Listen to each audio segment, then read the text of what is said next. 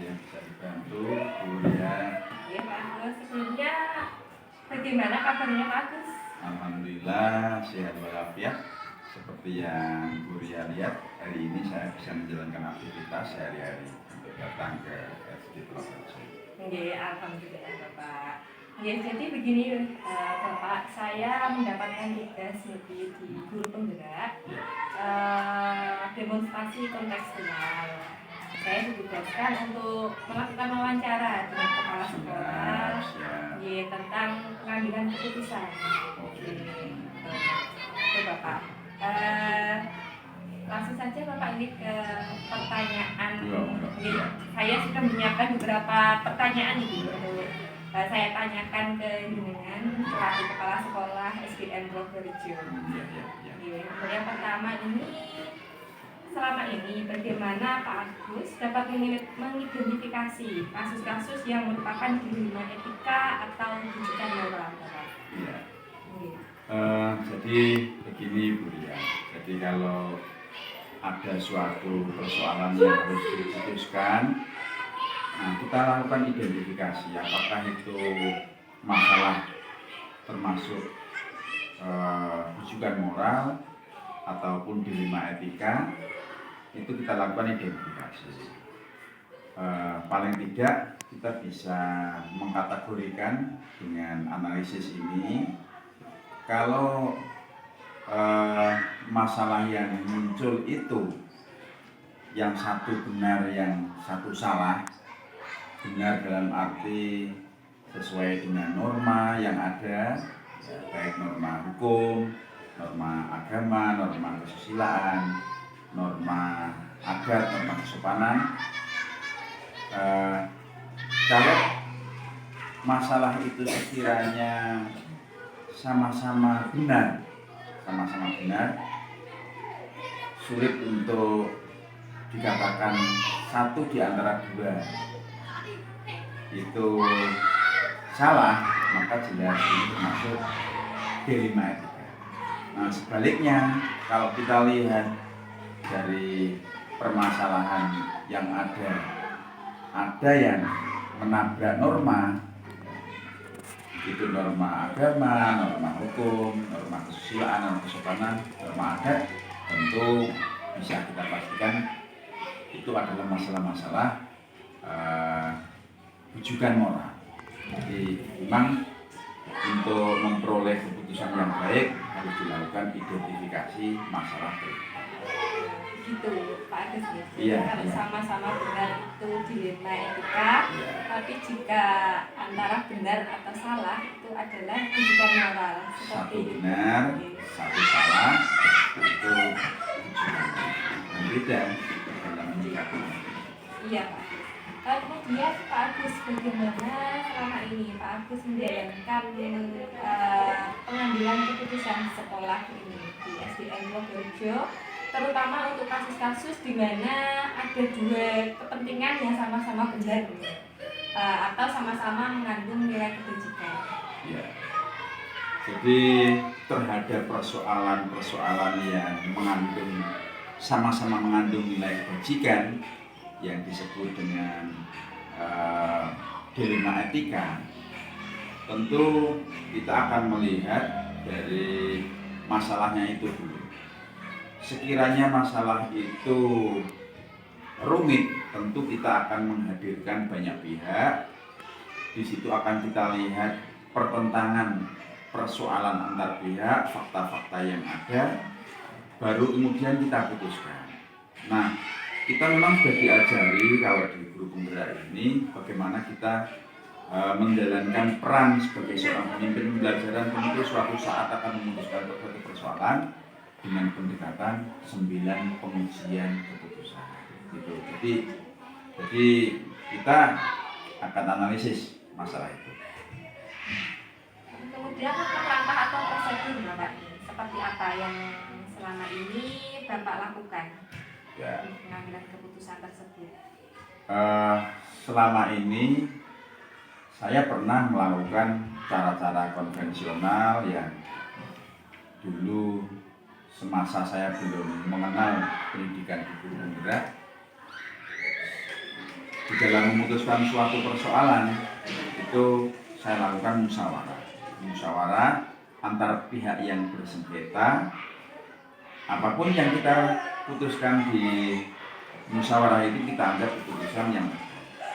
Tetapi Buria, ketika kita sudah mempelajari bagaimana seharusnya keputusan itu diputuskan melalui cara-cara yang diajarkan, maka saya menggunakan 9 langkah itu. Tetapi lihat-lihat bobotnya, tidak semuanya harus pakai 9 langkah keputusan itu.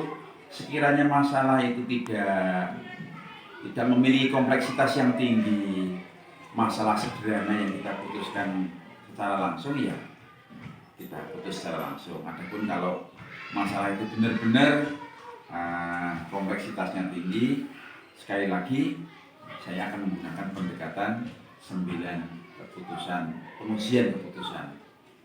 Gitu. Dan apakah 9 langkah pengambilan keputusan ini sudah dianggap paling efektif menurut Pak Agus? Saya kira kalau kita komitmen dengan 7 langkah yang harus kita jalankan itu sudah sangat sudah sangat memadai untuk menghasilkan satu keputusan yang berkualitas. Kenapa? Celah, kekurangan, rasa, intuisi kita itu diuji melalui 9 langkah itu. Diharapkan benar-benar melalui pengujian 9 langkah keputusan ini akan menghasilkan keputusan yang berkualitas. Itu ya. Berarti semakin memantapkan untuk Iya. keputusan tersebut ya. Iya. Iya. Kemudian untuk hal-hal yang selama ini menjadi tantangan Bapak dalam pengambilan keputusan tentang kasus-kasus di etika seperti apa Bapak? Iya, ya, betul. Ada kasus itu yang mudah untuk kita putuskan dan tidak berimplikasi apa-apa. Saya itu merasa tertantang, butuh keberanian memang, karena bagaimanapun pelik dan beratnya keputusan itu toh harus diputuskan. Maka ada situasi-situasi, ada tekanan-tekanan sosial yang terkadang muncul ketika saya menghadapi persoalan itu. Misalnya kalau itu saya harus berhadapan dengan seorang tokoh, katakanlah atasan saya, pengawas atau orang yang lebih senior, itu rasanya ya agak bagaimana begitu. Ada rasa risau, ada pertentangan dalam hati saya. Jadi saya merasa berat sekali kalau yang saya putuskan itu persoalan-persoalan yang menyangkut atasan saya atau tokoh-tokoh yang tokoh orang besar, karena kita berhadapan dengan Pak Camat atau Pak Desa, meskipun tetap harus saya putuskan dengan keberanian. Untuk jadwal Bapak ini, apakah Bapak memiliki sebuah jadwal tertentu dalam sebuah penyelesaian kasus di bidang etika, atau apakah Bapak biasanya langsung menyelesaikan di tempat, atau mungkin memiliki sebuah jadwal untuk menyelesaikannya? Bentuk atau prosedur apa yang Bapak jalankan selama ini? Ya, betul Bu Ria. Jadi terkait dengan kapan saya harus memutuskan satu persoalan dengan satu keputusan, tentu saja saya akan melihat kompleksitas permasalahan itu. Sekali lagi, seperti yang saya sampaikan di depan, kalau itu persoalan tidak terlalu berat, katakanlah ringan-ringan saja, maka dalam satu waktu, suatu ketika terjadi masalah, saya sudah bisa memberikan keputusan. Tetapi kalau ini menyangkut persoalan yang berat, seperti saya harus mengurai sebuah persoalan besar dengan kusut ibaratnya, maka akan saya ambil interval atau jeda waktu.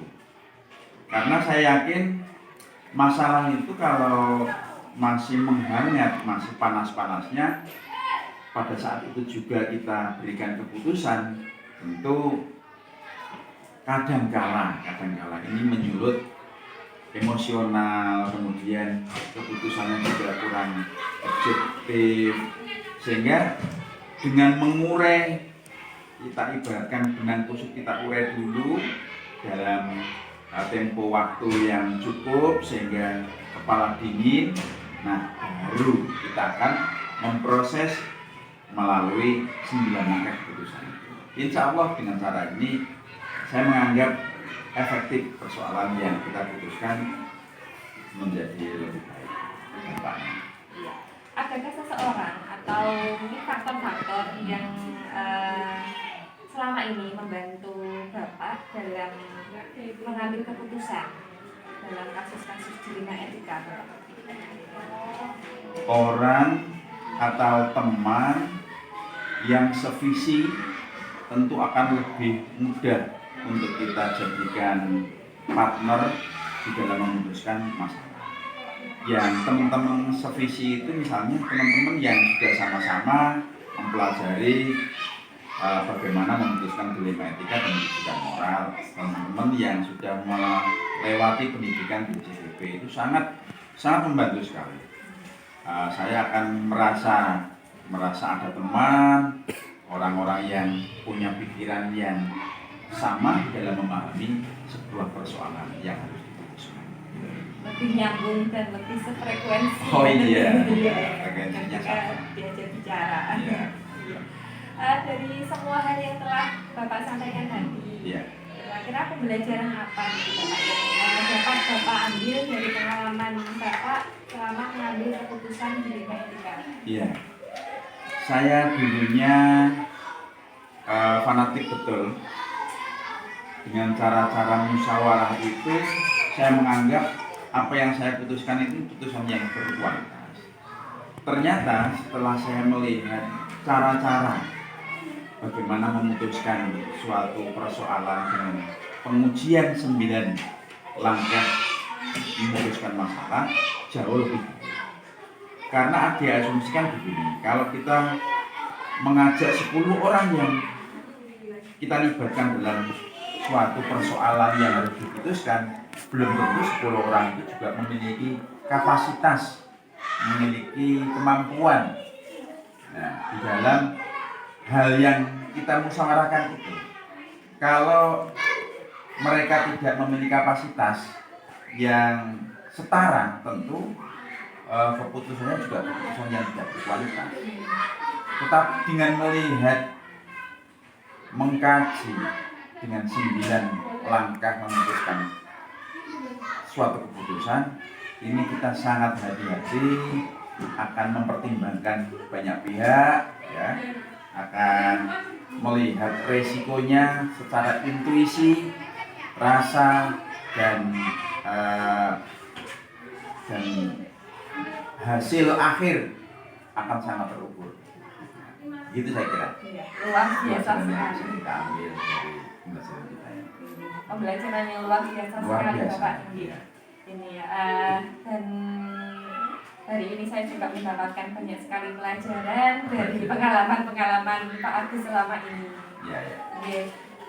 Saya kira cukup Bapak untuk sesi wawancara ini. Terima kasih banyak atas waktunya. Semoga ilmu yang diberikan bermanfaat, terutama bagi saya. Semoga bisa meneladani untuk pengambilan keputusan sebagai seorang pemimpin di sekolahan. Sama-sama Bu ya. Jadi dengan cara-cara seperti ini, mudah-mudahan kita akan sukses menjadi seorang pemimpin pembelajaran.